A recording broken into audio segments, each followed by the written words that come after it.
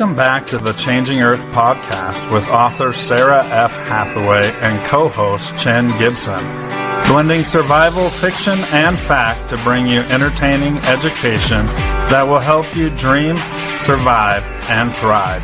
And now, here's your host, Sarah F. Hathaway and Chen Gibson. Hello, and welcome back to the Changing Earth podcast. This is episode number 488. Man, I'm just clicking down to that 500. Hey, Chen, what's up? Chin's up, y'all. Man, you guys got to give it to Chen. He's been with me for like 6 years, I think, podcasting. Oh, my goodness. Is there anything I could do to help? Yeah. Thanks, last Chen. words. You're the best. Appreciated. But I've got my new command center for Christmas. I saw pictures, man. NASA would be envious. Well, you know, it's so all the audio that I'm working with, it's so hard on my eyes. Yeah. So I was going to get 2 monitors to work that way, and I saw the 34-inch, and I was like, oh, yeah, I can see the audio stream on the, it's like in living color in front of me. It's pretty epic. So, I'd had that, my old computer for 12 years. I couldn't store anything on the hard drive because none of the programs would work if I did. And, you know, she didn't owe me nothing. So, yeah. Good for you. Yeah. So Merry Christmas to me. I've been saving for a little bit and got a top of the line. And, you know, they keep saying like all the gamers and everybody are saying that, because of the AI, they're buying up all the RAM. So it's going to get more and more expensive to get yourself a nice system. So I was like, wow. All right, done. Put a fork in it. So yeah, I'm stoked. So, Christmas is right around the corner. I got family in town, you know. Chickens are doing good. They're popping little eggs out, and I like having the young ones this time of year. You don't have to worry about light in their coop as much, but, the old Betties will be struggling. My old chickens, I got 2 of them. They're about to have a come to meeting with God moment because have them over for dinner. Yeah, they're not laying anymore, and you know, we're gonna turn that section of the coop into a breeding section come springtime. So it's like, you guys don't get off the pot here. So, yeah, you're in it, right? Yeah, you're in it. You're in the pot, literally.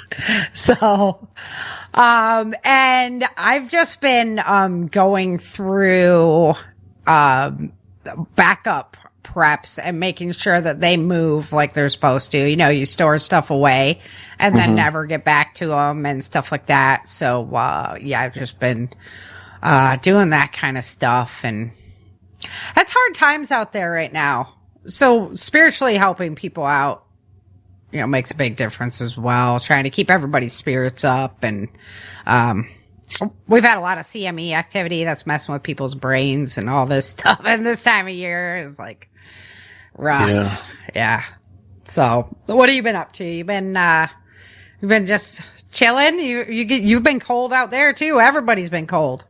Yeah. It's been up and down. I mean, not up high, but in the 60s and the 40s during the day. You know, it's just fluctuating between that. Mm-hmm. And then it drops down to the 20s and 30s at night, sometimes the 40s. But it's like bounce. It's not, the cold hasn't set in for good yet. Yeah. Or you're about to get it. Up till now. You're about to get it. It's coming your way. So. That's fine. I mean, it's up and down. It's kind of a pain. Yeah. There's been snow around, but not here. Gotcha. Yeah. Yeah.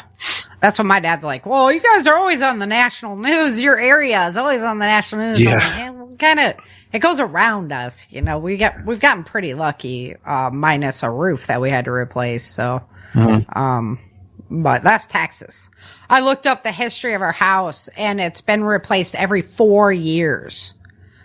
The roof? Yeah. It's crazy, Wind right? damage? Mm-hmm. Well, yeah. And when we bought it, it had like hail damage and stuff, so we wanted them to put a new roof on because I'm, insurance. So so that's something I want to deal with. I know about the roofs, It's one of the things that we care about the most. So, how do you like my new? I'm podcasting in the family room there. Yeah, right. Right. I got my grand piano back there. Nice. Yeah, my office is kind of a mess right now from the computer switch outs and Christmas time and whatnot. So I decided to go to a clean area of the house. Yeah. Don't I wish? All right. Well, in light of the craziness that's going on, as far as the weather goes, it's been real cold up north, man. Bitey. And one of the, theories is that we're going into the next ice age, which, forget it. I'd rather go out in a flood first. I'm going to be like, I'm just going to keep going wherever the equator is. If that's the case, man, I'm out of here. So, because I'm not a snowbird anymore. Or, no, those are the people that come down from up north, right? I'm not a snow lover anymore. So, unless I can play hockey. Even so, you can play hockey indoors. Yeah, right. Exactly. But we've done some shows in the past on cold weather survival. So I was kind of looking for things to get outside of the groove of what we've already done. Everybody knows, well, you should know about the terracotta pots with the candles in it and things like that, how to make those little space heaters and everything. If you don't know what I'm talking about, just get onto Pinterest and look it up. You're going to find 80 articles on how to make one. And they're great. The Amish actually make a heater that uses that concept. And it's really, really nice. So, you can check that out if you need a heating source and you don't want to pay a ton because they're just so efficient. They still use power, but they're so efficient. So, they're pretty good. I was watching a YouTube video. When was it? A couple days ago. And they were talking about how the medieval times, how they used castles were, how they heated them. And it had a lot to do with because they're built of stone. So the sun and the fireplace would heat up the rock and masonry around it. Mm-hmm. Yeah. It makes sense. And then they hung a lot of tapestries and whatnot as well. On the walls. Yeah, because they didn't have glass for windows and whatnot back then. So, I'm into castles as well. There'll be one reason why I'd actually want to go to Europe, would be to see the castles and that kind of thing. So let's talk about just some of the common things that you should really already know from a base level. Layering your clothes is essential. The other thing, you can't just you can just layer clothes, especially when you're in your house, that kind of thing. But cotton kills. So cotton, yeah, it does. If it gets moist, especially, it is going to suck your body heat out so hard. So I always layer my first layers with, a poly blend material. Something that, is going to wick that moisture away and then provide me with heat on top of that. Usually it's I've got tight workout pants, that kind of thing. To put that baseline layer down. But if you're skiing out or, you're out in it, right? You've got to you can't just have cotton layers. A lot of thermal underwear are all cotton and yeah.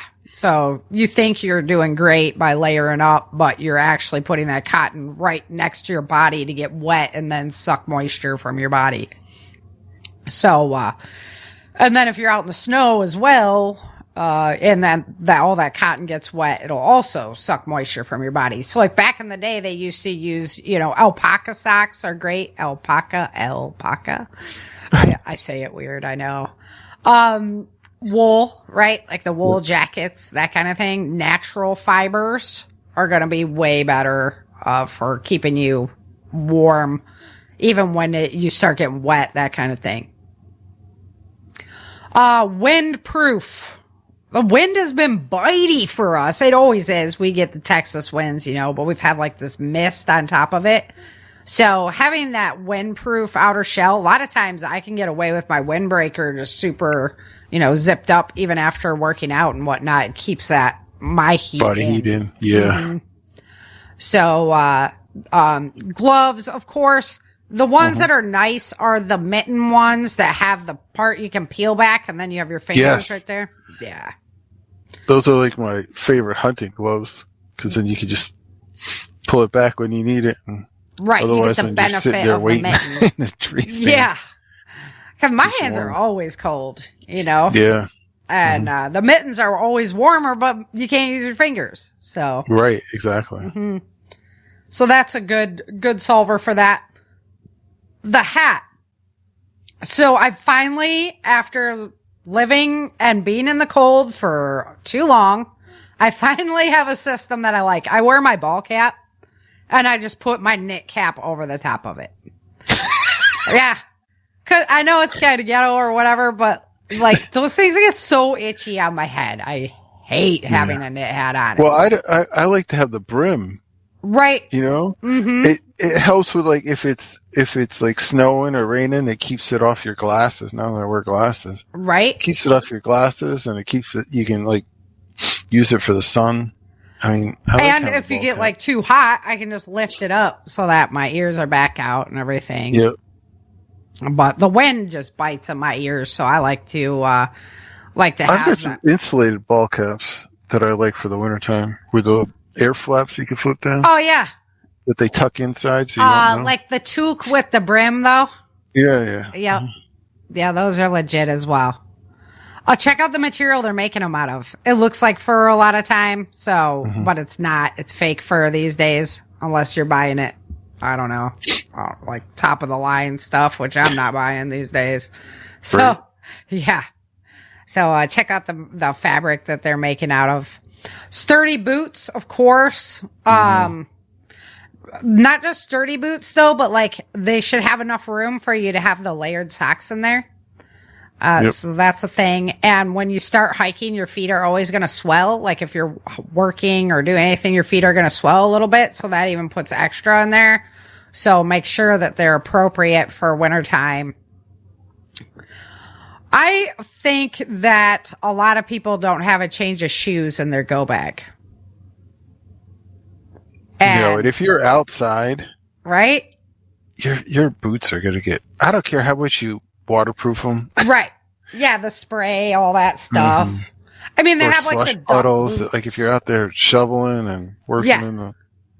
You get stuff on your pants and then they drip down into your boots. So even if your boots are, or they can be so waterproof that your feet sweat in there. Yeah. And that can happen as well. So that's why the extra layers are important. But having those dry clothes, in your go bag. But like I said, I don't think many people pack an extra pair of shoes into their go bag. That's not a thought that I don't think a lot of people have.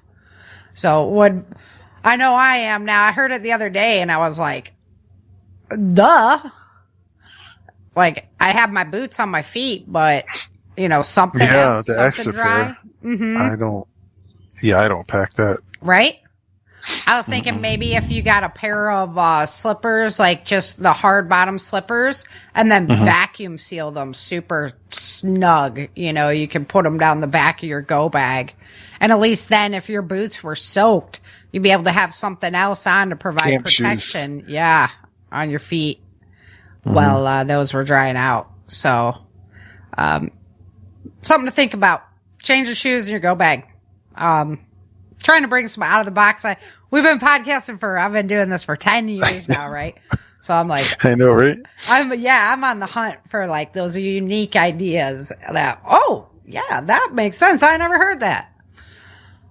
Should have the listeners write in. What's your, let's see, we can pick a topic. I should get over there to my chat. Instead of a sticker or something. Yeah.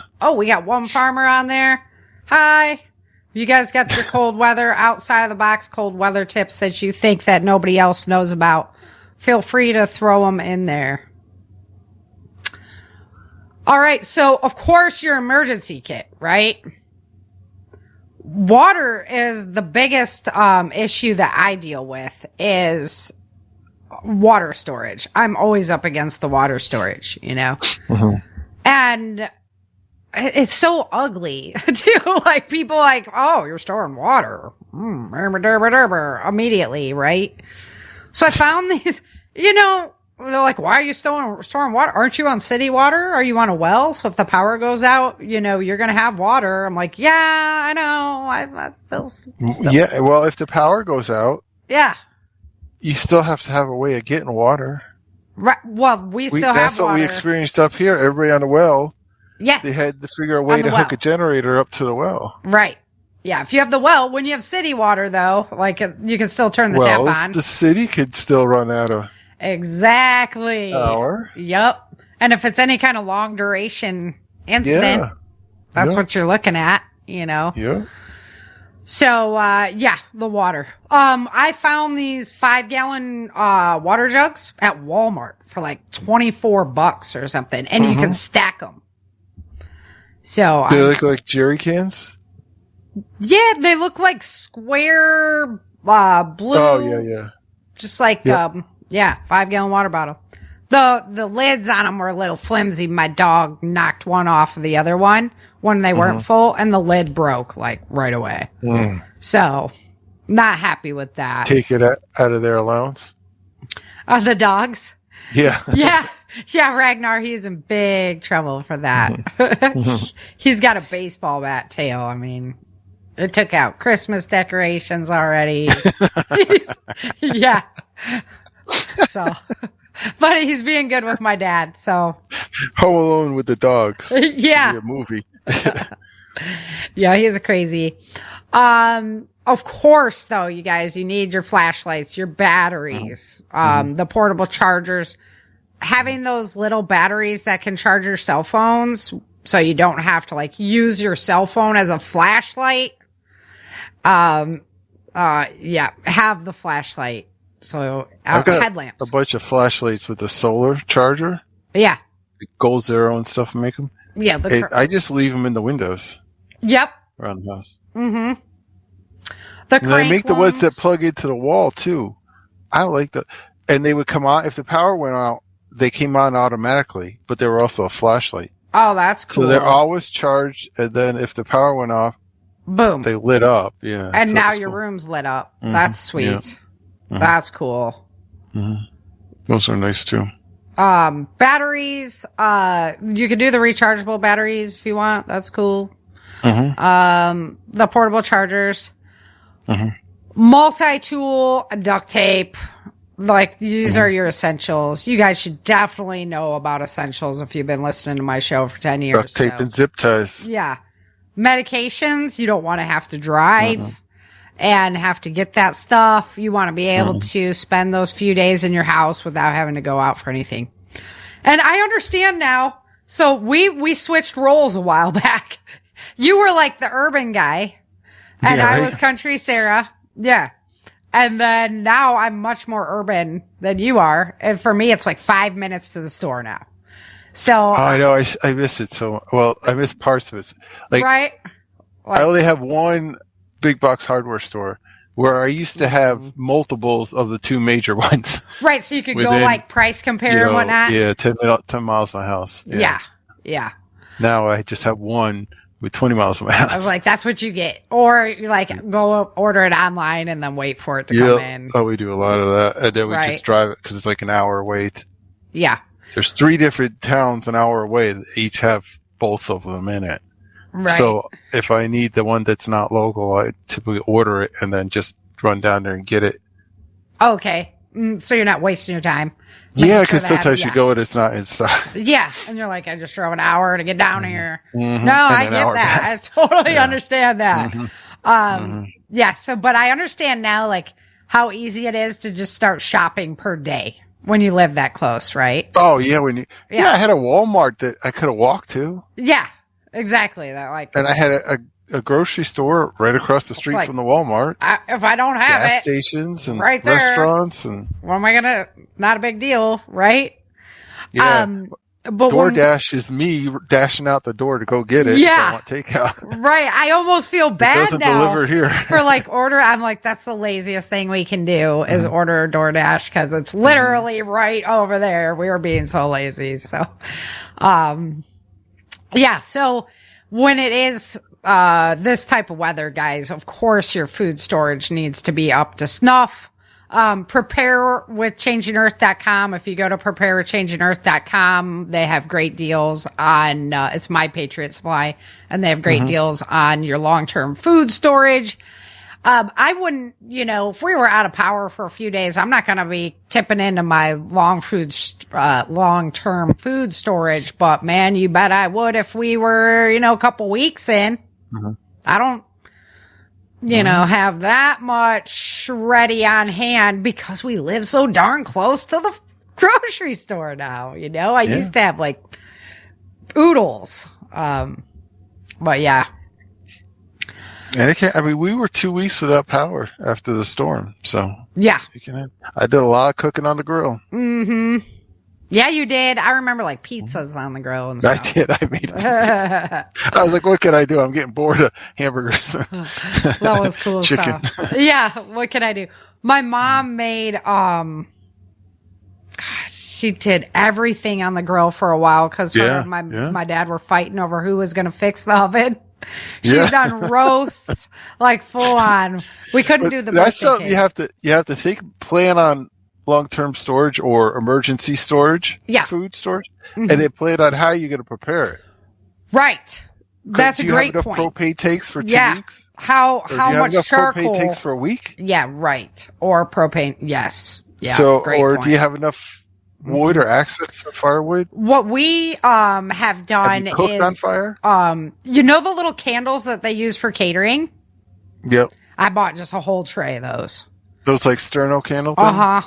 Yep. And I have those back and they'll burn for days and you can cook over them if you had to and everything. So, so that's like, I have stages of, oh crap, right? We're in this stage of oh crap. Package of tuna fish and package of barbecue beef and stuff that's in these like astronaut packages. The plastic ones. You don't have to cook, you just take them out, We did a lot of those too, canned. And then the canned beef, the canned chicken. Yep. My mom's got some canned salmon and stuff, Those aren't my favorite, but I still buy that kind of stuff because that is like, okay, I was just talking about like the stages of emergency, right? Yeah. So you're going to go through the freezer, cook all that crap off, and then you're that's going to be like the last thing I want to eat. Yeah. So it'll be around. Yeah. Love that. Okay, so insulating your living space. I know we've talked about this on an episode before. I remember. Talk about tapestry. Right. Hang the rug up. Yes. The sheets, blankets, whatever in front of your windows, doors, weather stripping. Check the heating system. Like the last thing you want to have happen in the middle of the winter when it's freezing earth cold is to have your heating system go belly up. And usually it's a lot cheaper to have it checked out and fixed than it is let it go bad. Yeah. Yeah, because it's not everybody else's is probably going bad too. Like everybody gets their air conditioner fixed during that first heat snap. Yeah, exactly. And then they're busy and you're on a schedule. It's kind of a supply and demand. How fast they hit you. So, the craziest thing when we moved here, we have heat pumps here. Yeah, we did too. When it gets like too cold here, the heat pump doesn't work. Yeah. And then you have to like turn on the emergency heater, which costs like 80 billion times more. Yeah. I'm like, what kind of scam is this? So, but the heat pumps are efficient. I can't, dog it that much. But what kind of heater gives up when it's too cold? Yeah. So that's a good thing to check out when you're buying. Because it's not made for extremes. Right. Yeah. It's made to like maintain temperature at a certain degrees. So what do you have? If you have a fireplace, you better have firewood. Yeah, that's what I was for sure. Even if you live in Texas. And I got a spare like freestanding wood burning stove just in case I need a A pull backup? that into service. Yeah. Yes. Dude, a backup to the wood-burning stove. That is some... That is some prepper guru right there. Man. We're going to go into the other one. That's pretty cool. Along those same lines. Your pipes, right? So put the little, you got to have them insulated. You've got to have them styrofoamed. And then even the outdoor faucets, we put, little caps over those so that everything's good. That is one Most of the faucets too are those, they self-drain. Oh, Have you see the external faucets now on new construction? It has some self-drain, so you don't have water all the way out to the very end. Duh, that would make sense, right? You might that have was to on my wait new a house. minute. I never had that before. Well, my waterfall has gone through a couple freezes and it's made it. I mean, I can't complain. Yeah. That's been really, really nice. That's like, I can't remember what it is. I think it's like 35 gallons of, that's all potable water, all drinkable. So, and it sits outside, right? And so I wasn't sure. I was like, man, we can't really roll that thing anywhere or do anything with it. It's big. Yeah, 35 times 8. Right. That's kind of heavy. Yeah. So, it's just sat out in the freezes and it's always been good. It always maintains its integrity. It's been a really good system. So if you guys, it has like a pressure release valve on the top. Yeah. For heat. Yep. Yeah. When it expands and whatnot, or if you're overfilling it or whatever to let itself, do what it needs to do. It's been a really slick system. That's the waterfall system. And, I can't complain. They're a little bit spendy, but you're going to get what you're going to pay for. So you can put a blue, 30-gallon barrel out there. I think those are they're 50-gallon, those blue barrels. 50-gallon, the plastic. Yep. Barrels. Yeah, 50-gallon. Yeah. Yep. And they're great and everything, but everybody knows what you're doing. They know what a blue thing. I mean, anybody who's been preparing for anything sees those blue barrels and you know that they're storing water. So the waterfall's a little bit more incognito and I've been really pleased with that system. I can't complain about it at all. Everything that it has said, it's lived up to be. So, and a really nice guy who put it together. He does a lot of military products and whatnot. Okay, so pipes and faucets. That was one of our biggest problems when we had the freeze in Texas. Was people's houses weren't prepared for that. And did you have a lot of crawl spaces? Our house was really good. We didn't have that problem. But do they Texas have that in Texas, a lot of crawl spaces? Yeah. Yeah. And just not as insulated because it's just not weather that comes to Texas, Right. They don't even have a snowplow, at all. I got 2 snowplows. I know. I was like, where did I move to?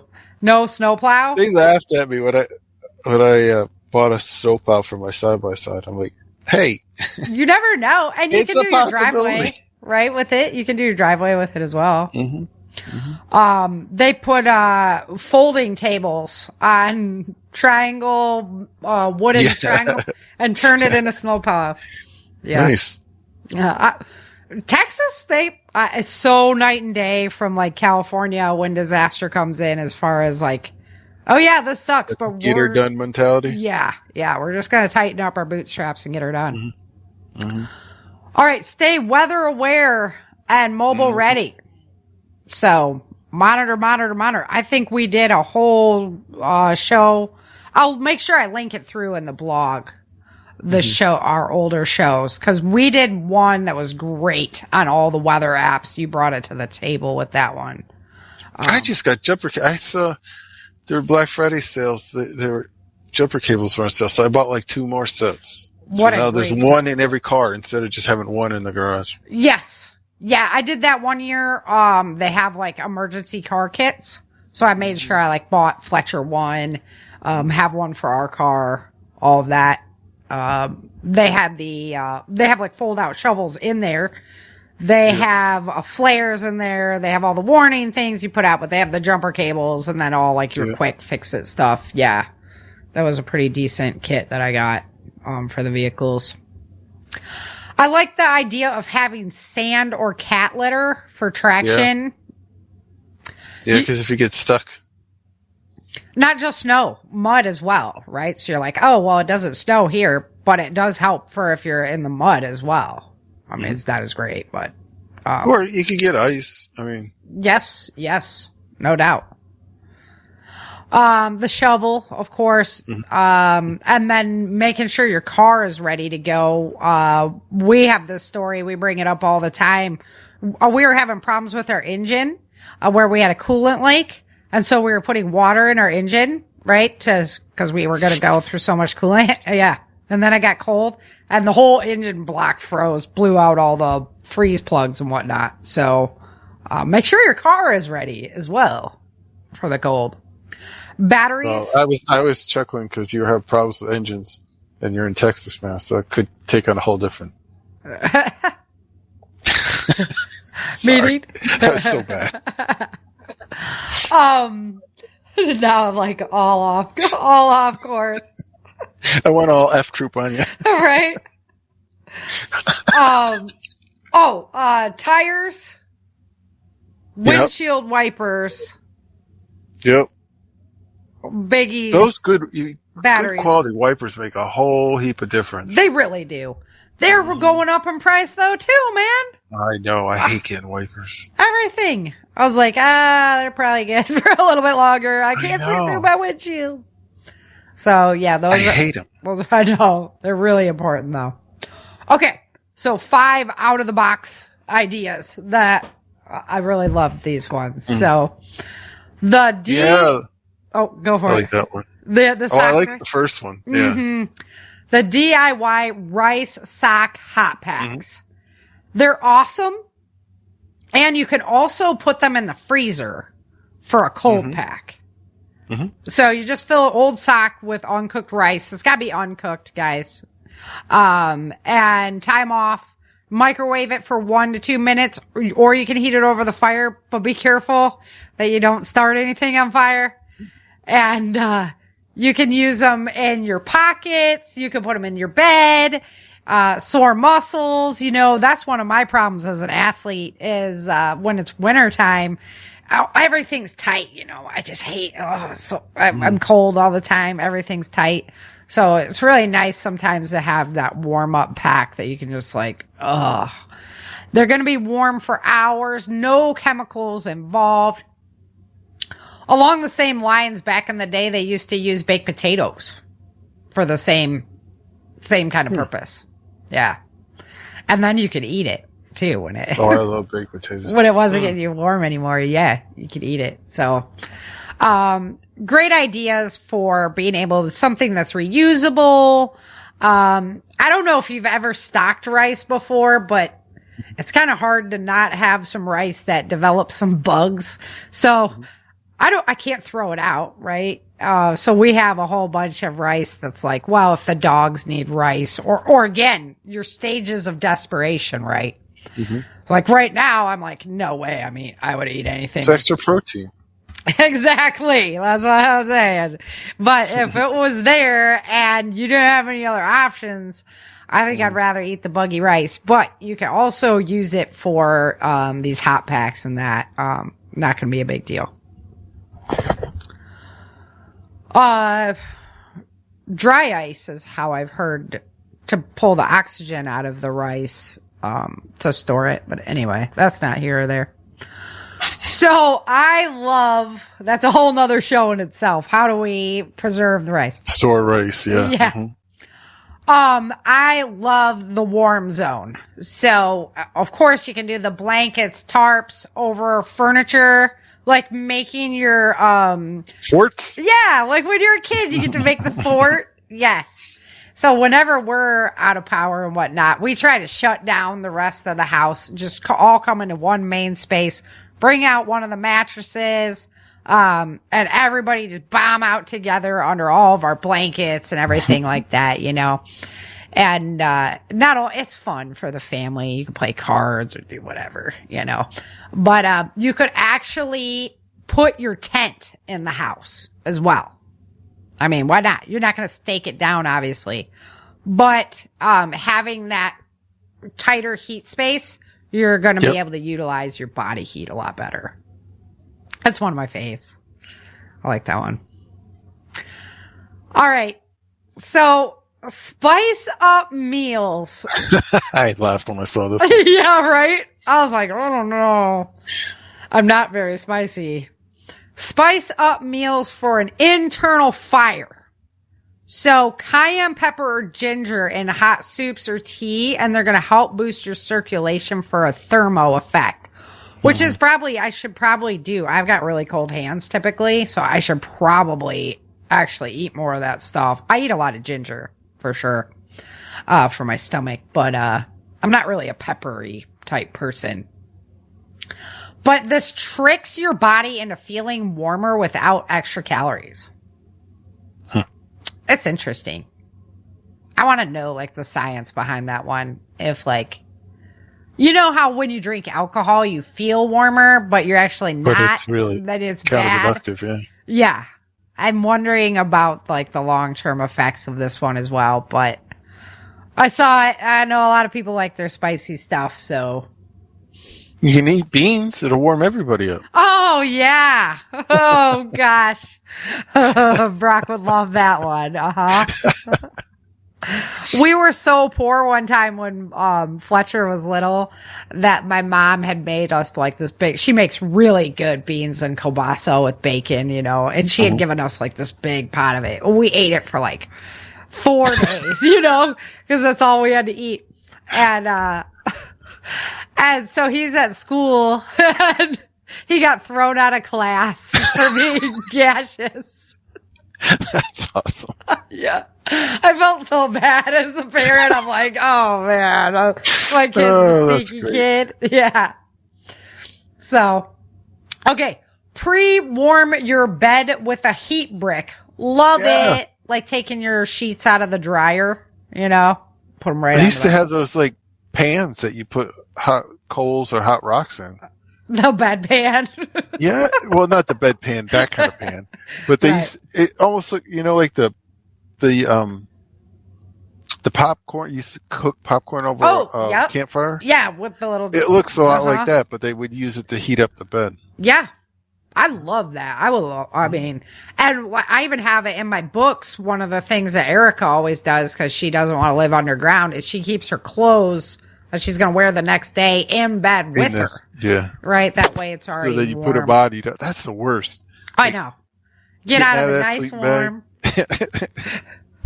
And then all your cold clothes. And Okay, the tech twist to it, the heat brick. They have an app-controlled hot water bottle. Get out of Dodge. Come on. No, get this. My martial arts instructor, he's got an AI bird feeder. So when the bird lands, it alerts you that there's a bird at the feeder and it takes a picture of the bird and tells you what kind of bird it is. And then they have like, you can like dress them up to a holiday theme and stuff. I didn't know there was a shortage of AI bird feeders that we just think if they could do that for wild birds now, what they're doing for you. Yeah, legitimately. And they're probably dressing me up in embarrassing clothes. Little elf costume. Yeah. Oh no. So yeah, they got that. Okay, leverage pet or plant. Heat buddies, so almost snuggler in the wintertime. Yeah, I'm the getting pet thing. Me some snuggle. The plant thing was new to me. Right? That the plants, subtle humidity with the plants, from soil evaporation, creating a I have a plant right next to my bed. I don't know if it helps in that way, but I mean, maybe. Medicinal purposes? It grows across my whole window. So instead of having like blinds, I have plant. It's kind of cool. Yeah. All right. So now let's go into 5 tips to keep your body from freezing if you are out in the elements, because this is a big deal. just, you could get caught. It's hard sometimes, really hard to see. We were looking today in North Dakota this morning. It was like 10 below or something with like 40 mile an hour sustained winds, 60 mile an hour gusts. That is cold. Mm-hmm. And when you have the wind whipping like that and the snow coming like that, it's kind of hard, it's kind of easy to lose your way. So that's where the big problems come in. Also with layering, the homeless people, they'll use like newspaper and things like that to actually create that insulation layer. So the sky's the limit.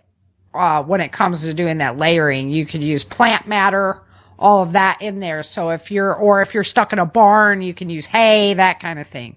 So, don't let the cold freeze your brain out. Start thinking about, okay, I'm stuck here. I need to make sure my body doesn't freeze. So our rules of 3, we got 3 minutes without air. 3 days without water, 3 weeks without food, 3 hours without shelter in an extreme environment. So shelter is going to be first. You got to get out of that wind, even if it's just behind a rock or a tree. The head, like we're having that head covered, and your neck. I didn't realize how important the neck was as part of that equation. I can believe it though, because when I only have my head covered and my neck's exposed, I get really cold. I packed those winter neck gaiters. I have those in my bags. Yeah, they're real cheap these days, but they're super nice to have. I have one. Pick them up on sale. I'm always watching for sales. Yeah, I have one connected to my like sweatshirt that I wear when it's really cold to go walking and stuff. There's one connected to it. So, get rid of wet layers. So literally get that clothing off of you. It's not going to do you any good. Or move it to an outside layer or something. Make sure that next to your body is dry.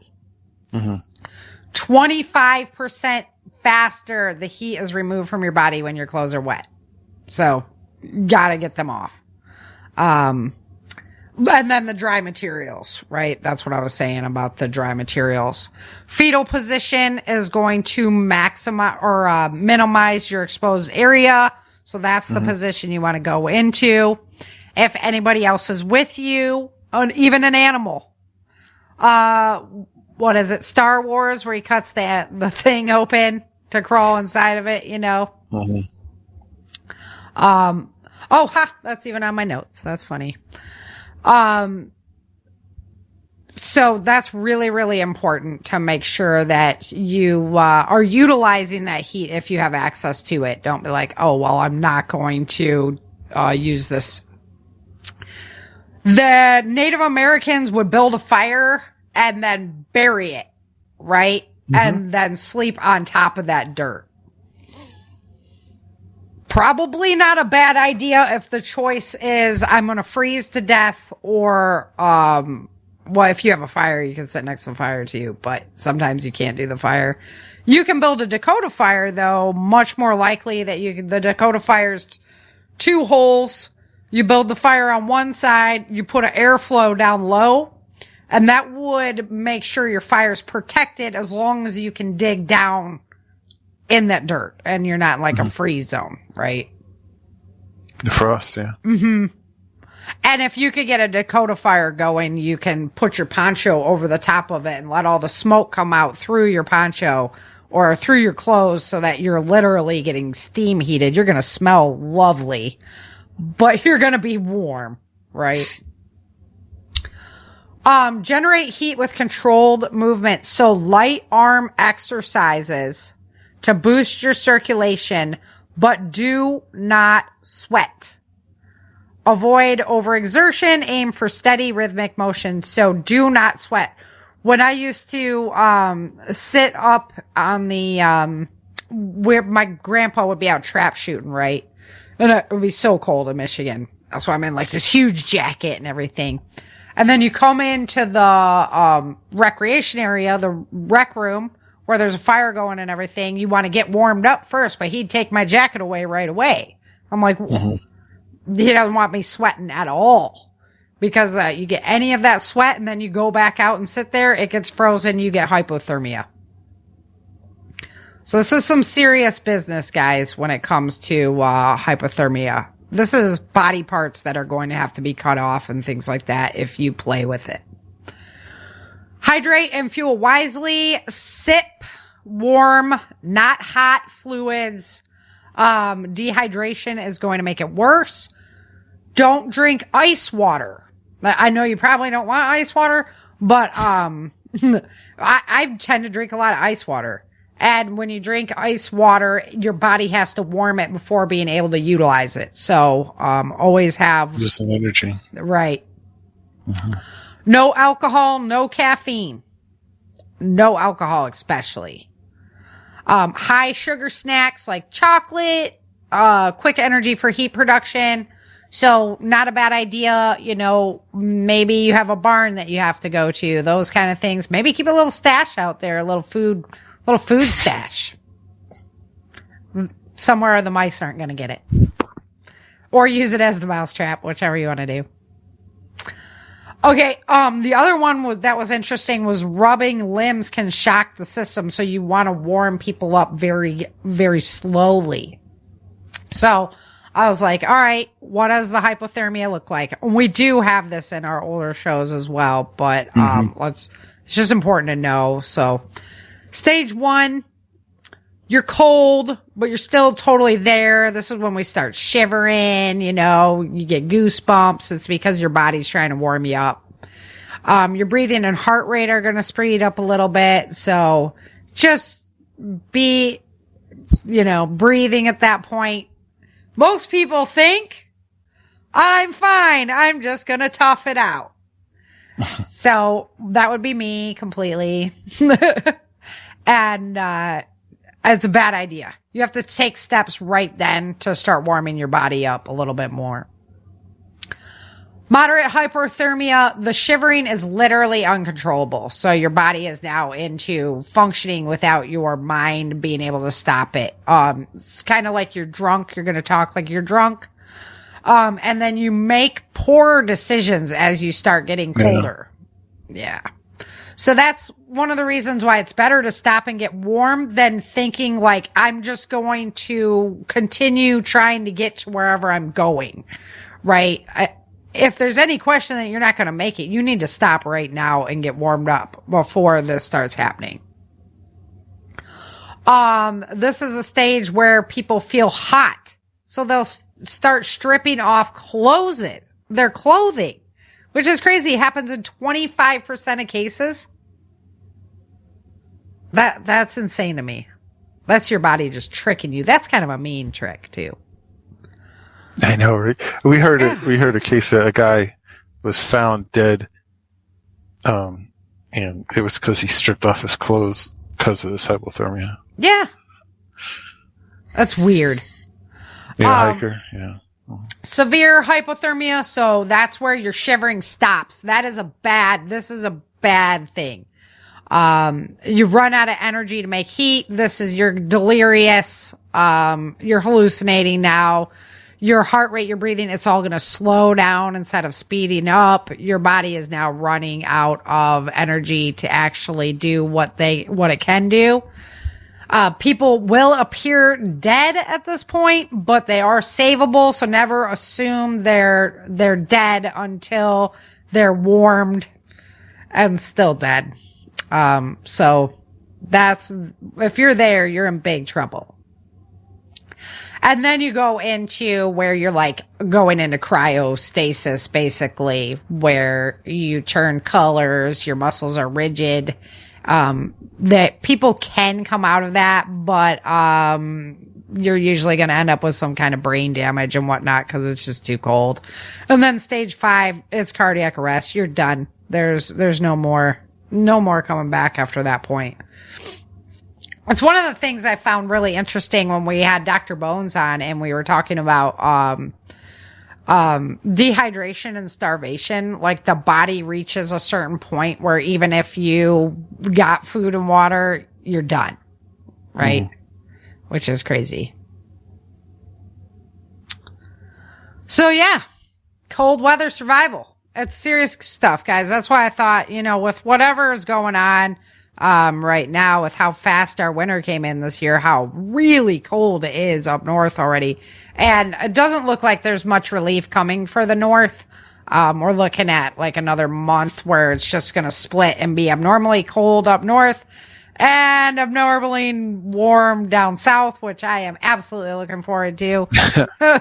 Because it got cold here fast. It usually gets cold like end of January, February, right? But it got really cold here fast, so.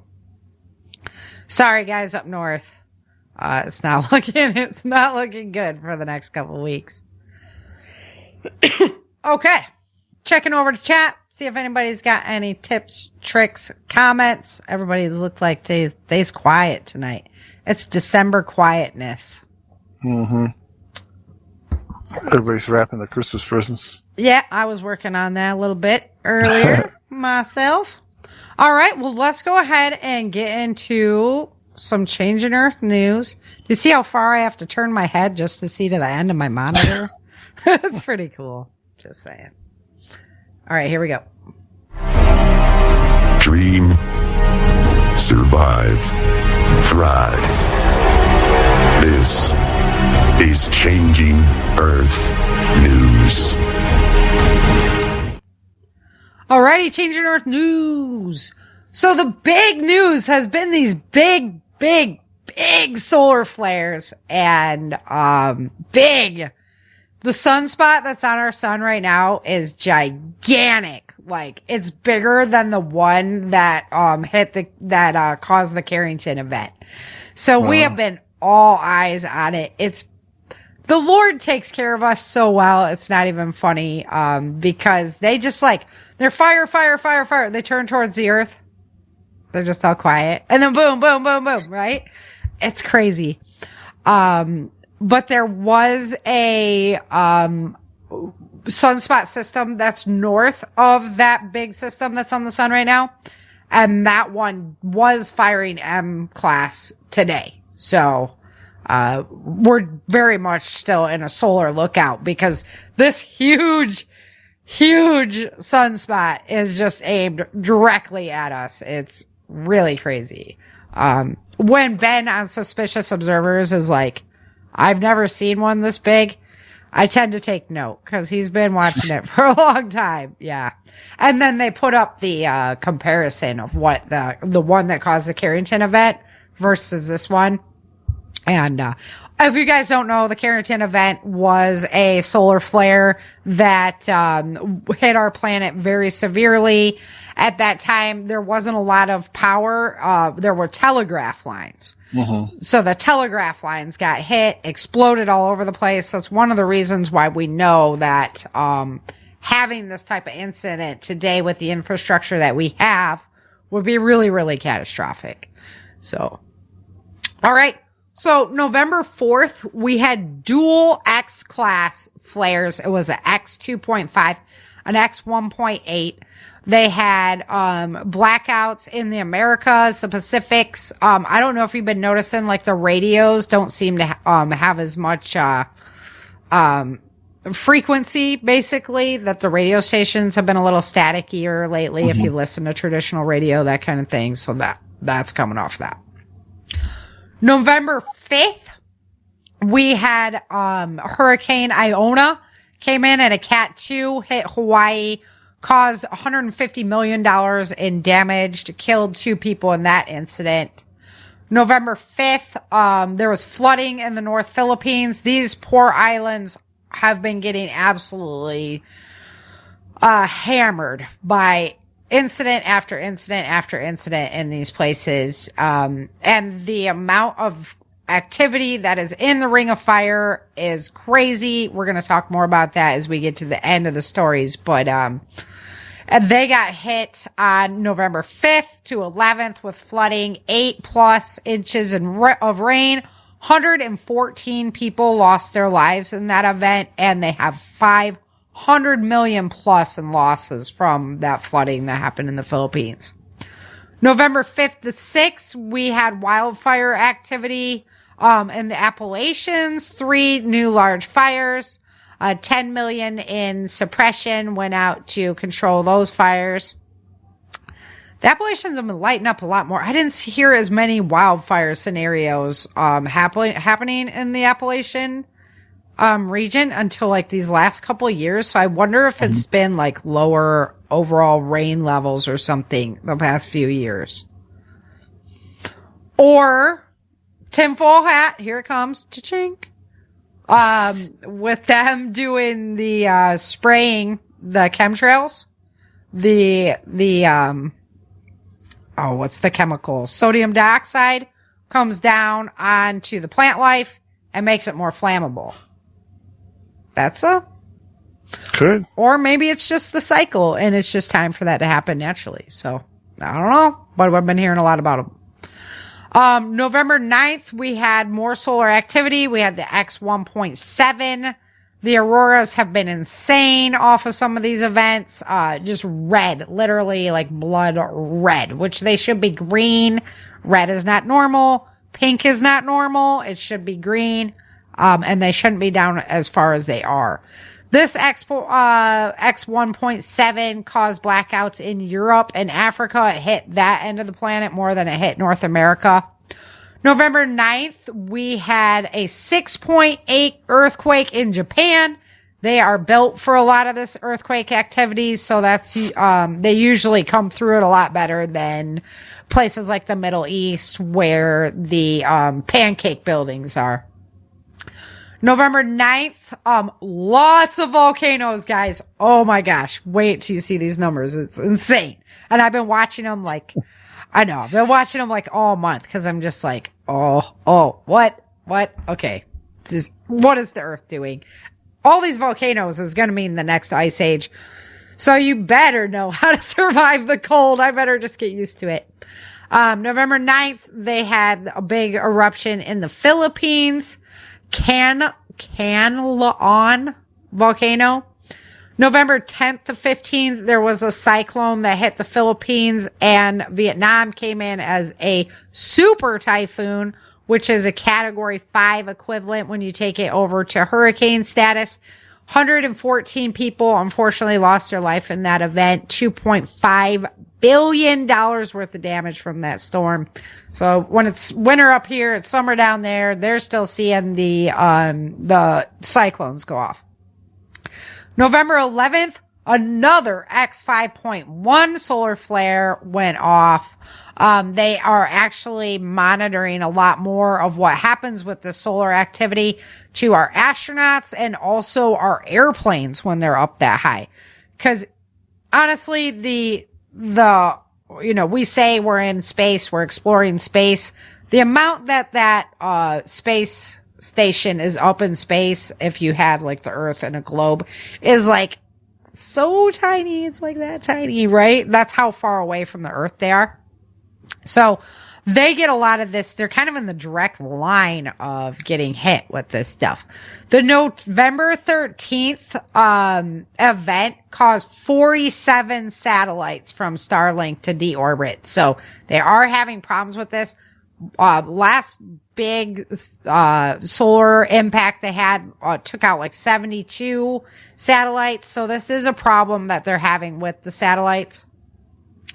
But this is the biggest single day loss in fleet history, was to the 47 here. So I guess it had to be less, like 27 or something.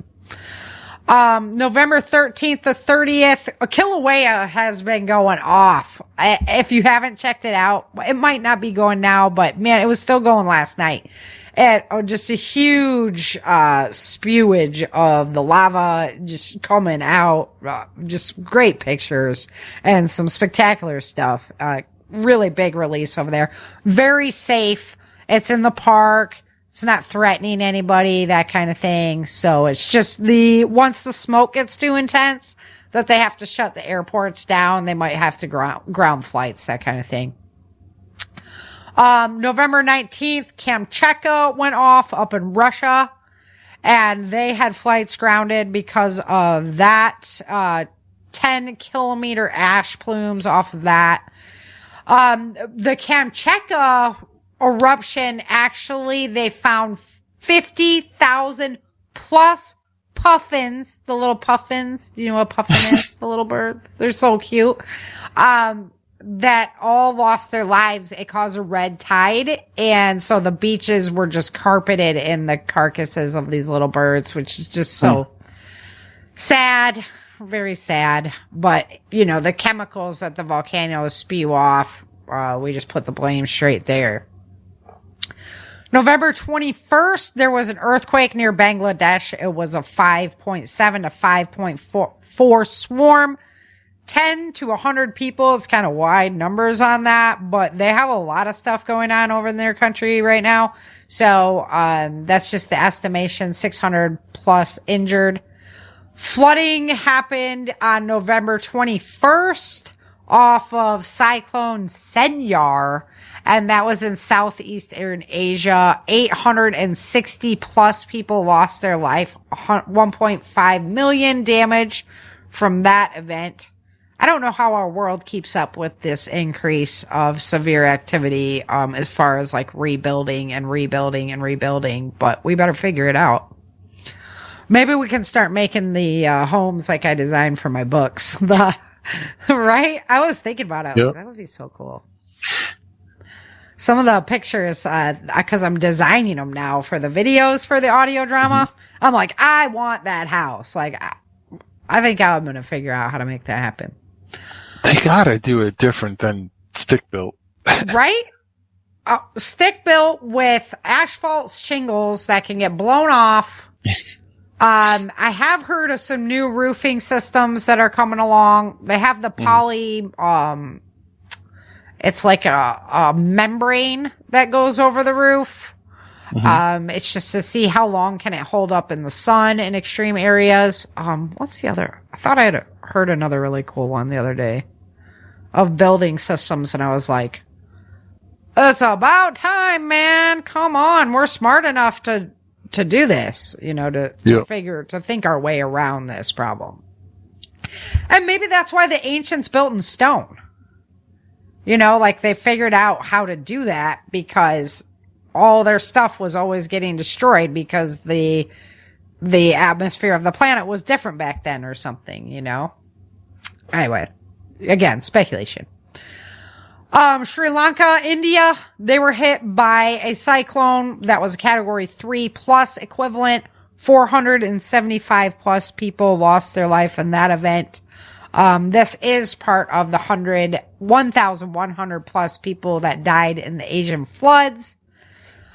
Big landslide happened in Sri Lanka, probably helped be triggered by that flooding event. 200 plus people were buried alive. 500 plus homes were destroyed in that event. So that is just, I don't want to be in a landslide. No. December 1st through 3rd, Popocatépetl erupted in Mexico, the volcano there. They had some big ash fallout in Puebla with flights delayed there. December 4th through 7th, we were hit with the extreme cold wave that has been affecting the northern part of the United States and Canada and all the way down to Texas, where we are very cold. And negative 45 degrees Celsius in Siberia. Dude, forget that. Negative 34 degrees in Montana. Forget that. Right? Rolling blackouts, frost quakes reported because it's getting so cold.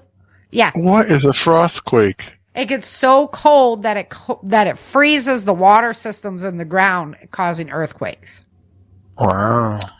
11 hypothermia deaths. So this is legit. This is why I wanted to bring you guys the cold weather survival today, because Man, you're doing good to only have 11 at negative 45 degrees Celsius. right? And we're talking like a lot of the northern part of the United States and over there in Russia. Some of those places, they can't even turn their car off during the wintertime because the engine would not be able to restart because it's so cold. My son told me that. I'm like, that's bull crap. Right? I looked it up. They have engine block heaters. You have to plug them in. Yeah. December 4th, earthquake hit Xinjiang, China, M6.1. I don't know what goes on there, but they have some mega earthquakes from that place, the Xinjiang, China. Xinjiang, China. It is, not on the eastern side. It is on like the northwestern side of China, in like an area where you wouldn't think that, there's a whole lot there, but they have some major earthquake activity in that area. I always see it up. So anyway, buildings cracked, 5 people injured in that event. December 6th, which we're knocking on the door. What do we have? That was yesterday. Yep. Yesterday, the Yakutat earthquake hit, the earthquake hit Yakutat, Alaska, 7.0, home shifted, small tsunami caused by it, 50 plus million in damage. This is a 7.0 on the top of the Ring of Fire. The Ring of Fire has been going crazy with activity and nothing. And I mean, yes, activity in California, but we're not talking like anything major. So again, hopefully that activity is being worked out in those minor quakes that we're seeing. But if I was living in California right now, I would be on red alert because we had that one in Alaska. We had one down in Mexico. Usually they hit the halfway point, and the North American craton sitting right there as well. So that could cause earthquake activity to jam down in Texas, up into the New Madrid, up all the way into, Maryland and stuff like that, because the North American craton shoots right up through there. So right now I would be on earthquake watch for the West Coast, and then we just have to watch activity to see how far it's going to travel around, what the extremity of that's going to be. But to see that big earthquake is concerning to me. It does make me I've been worried about California getting hit for a while, just because I see what the Ring of Fire is doing right now, and that worries. So if you look at the Earth and you look at the Pacific, you can go on a Dutch Sense. He's a great earthquake breaker downer, will tell you all kinds of information. But literally, it was all around the Ring of Fire with the 7.0 up on the top, which was the unusual one. That could have been helped by the cold to make it worse. But you got to think about like the whole Pacific Ocean shifting. And then it was like, how much do you think the Pacific Ocean weighs? Right? Like crazy. The whole thing. Right? Oh man. It's intense. It's some cool stuff to watch. It's a very cool planet we live on. December 4th through 7th, we also had wildfire activity in Australia's Northern Territory. They had 10 plus large fires going. 8 million has burned this season to date. So they're doing some evacuations up there. And again, some wintertime here, summertime there. October, in November, So October, we had 21,488 earthquakes that were 2.0 or bigger on our planet. That came down actually for November. That's why I was kind of encouraged about some of this. But the volcanic activity usually follows that big earthquake uptick by a little bit.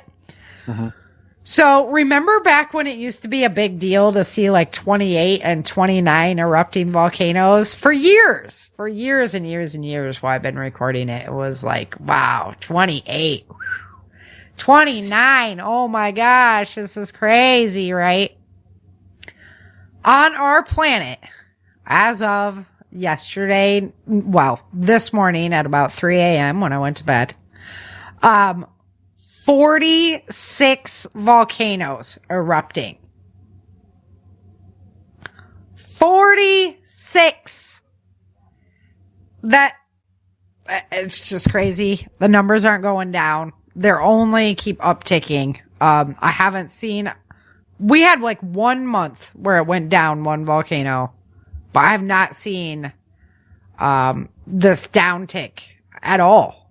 It's only been uptick for the last year, which is insane. 46 volcanoes erupting, 41 showing minor activity. So almost as many erupting as showing minor activity, and 23 more showing unrest. So these are some volcanoes that don't usually pop up on our screens.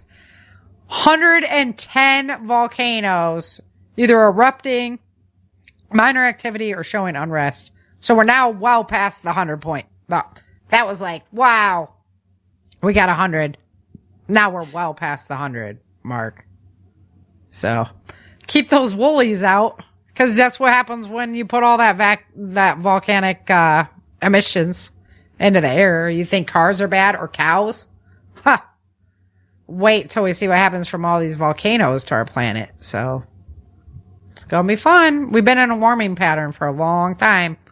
So, yeah. And we have the arrogance to blame it on humans. Like we, you know, I'm sure. SUVs. Yeah. We can push it like, you know, I'm sure we can help push it like that a little bit. But Mother Nature, God's like, here, hold my beer. Let me show you how this really works. You know, we don't really have a say over what happens. That's why we should not be trying to manipulate it. Alrighty. Changing Earth news. We got a lot that's going on our planet. Good times. Definitely. Guys, if you're over West Coast right now, please make sure you have your earthquake readiness kits together, ready to go. You know, shoes by your bed, that kind of thing. The specific earthquake items that we've talked about, you have that ready to go. Because I would be concerned if I was over there. Alrighty, guys. Well, that's it. I hope everybody out there has a very Merry Christmas. And you're just filled with the warmth of the season and Jesus's love, and just make it a very special time. I can't thank you enough for the years of dedication to my show. I have people that, you know, have reached out to me. They've been listening to me for a decade now, and it's just really special. It means a whole lot to me, and I'm happy to have brought you, I'm happy to have you along on this journey. You know, it's been great. And Chin, amen, brother. Thank you so much for all the years that you, dedicated to some crazy gal doing a podcast on Sunday. And, I can't tell you how much I value your guys' friendship and your love. Stuff. Yep. Yeah, amen. Alrighty. Well, that's my Merry Christmas message. We will not see you guys until after the new year. I don't know what date that is. I'm not even going to look, because I'm just going to look forward to a happy holidays. But it's always the first Sunday of the month.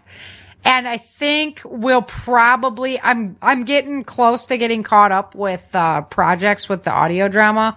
So we can start looking at possibly doing the read of the Las Vegas years, and then taking some of the survival stuff out of the Las Vegas years, and have fun with Erica and Vince again on there. We're going back in time. We're going to rewind it. So The Lost Vegas years. the Lost Vegas years. Yeah, you like that? The play? I did. I did. Because everybody's like, what happened to the 9 years? What happened to the 9 years?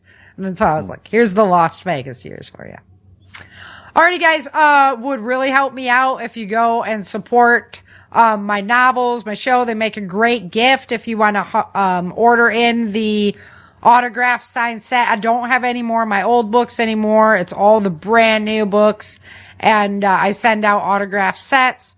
So if you could please, you know, go go give a gift of some Day After Disaster, some Changing Earth series, and support the show. Head on over to Changing Earth series. Good reading during the snowed-in days, right? Right.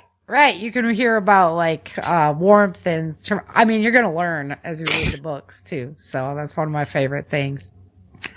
Alrighty, guys. Everybody have a happy holidays. Merry Christmas. Be blessed and be safe out there.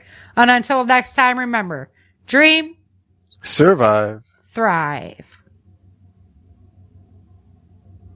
Thank you for listening to the Changing Earth podcast. Please take a moment to like, subscribe, and leave a comment or a review. Help make the Changing Earth world go around by purchasing the Changing Earth novel series at Amazon.com or get your signed copies at ChangingEarthSeries.com. Get your Changing Earth gear and become a paid subscriber for extra goodies at ChangingEarthSeries.com.